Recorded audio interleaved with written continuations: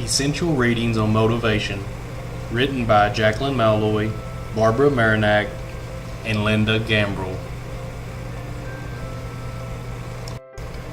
Reading motivations are psychological in nature and are greatly influenced by school and classroom context. Section 1 begins with questions about motivation. Can I succeed? Do I want to succeed and why? What do I need to succeed? Students need to feel competent when they are reading and have a reason to why they need to be successful in reading before we can intrinsically motivate a student. These two statements are very influential to helping motivate students to read. Students' attitudes toward reading can always change, but to really motivate readers and build stronger comprehension is to allow students to read what interests them. Is there a bidirectional relationship between children's reading skills and reading motivation? Research tentatively concludes that children's reading achievement and reading motivation predict each other across time. The students who entered school already behind had a negative view about reading. To stop the negative attitudes towards reading and to gain motivation, we need to start at early stages of reading and make sure that all students are being encouraged to read. Also, as teachers, make sure that we are finding ways to help our struggling readers build a love for reading. Every teacher needs to have discussions with their students on what motivates them to read.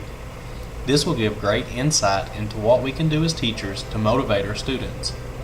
Students in this study had 4 main reasons they got interested or excited over a book: personal interests, characteristics of the book, knowledge gained, and choice of books.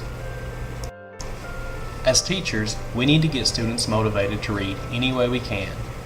Some recommendations are self-selection, which is allowing students to choose their own books, 3-piece kits, where teachers collect different types of texts to explain subjects to students, self-discovery bookmarks, in which students mark their genres and interests and go to the library to choose books, and a major component is access to books, ensuring children have access to a variety of books that meet their interests and needs.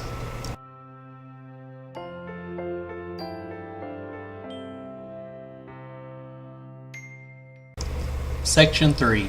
Motivating and engaging classroom context are created when students are allowed to develop personal control of their unique strengths and goals.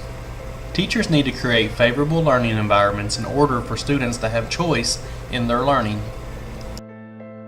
Jacqueline Malloy, author of Essential Readings on Motivation, suggests that teachers need to learn their students' literacy personalities and in turn appeal to their affective and cognitive characteristics in order to know how to begin to create a learning environment that meets their needs.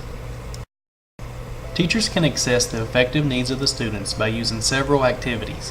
One example is an interest survey, another is a personal interview. Once the affective characteristics are determined and met, the cognitive needs are usually met. The affective characteristics correlate with their literacy personalities. What about students with special needs? Research has shown that students with special needs make book choices the same as students who are typically developing. They choose by subject matter, popular authors, characters, cover illustrations, title, and movie and TV shows. While planning, we as teachers must keep in mind the learning cycle. Prior knowledge has to be activated and sufficient in order to generate the purpose for learning, which includes the motivation. Having the motivation and purpose directs the student's attention and focus on the literacy goals and allows them to read and inquire to construct meaning. If we can motivate students to read, then we can motivate students to be lifelong learners. The overall theme for Essential Readings on Motivation is to consider that a classroom should be a shared learning environment between the teacher and the students, one where they embark on a learning experience through reading. There are many factors that assist students in becoming motivated to read. Multiple studies have shown that when students read books that match their personal interest, their motivation to read the text increases. Students also need to feel like they are taking ownership in their learning.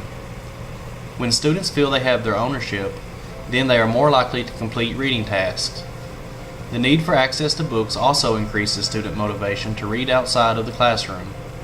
When students have the opportunity to explore books of various genres, they become experts in determining their favorite type of books. Teachers can help students become experts in reading. When students are explicitly taught how to determine if a book might interest them, they are more likely to come across books they will want to read. This is especially true for children with special needs. Teachers can also conference with students in one-on-one settings in order to guide students towards setting goals and making progress towards those goals. Another way teachers can help students become motivated to read is by providing students with choices in literacy tasks. When students can choose between a set of tasks, they are more likely to feel they are free to decide how they will learn and complete the task. This sense of freedom of choice allows students to take ownership and a sense of pride in their learning. With teachers and students learning together through reading, we can create an environment ready to captivate students and increase their levels of motivation.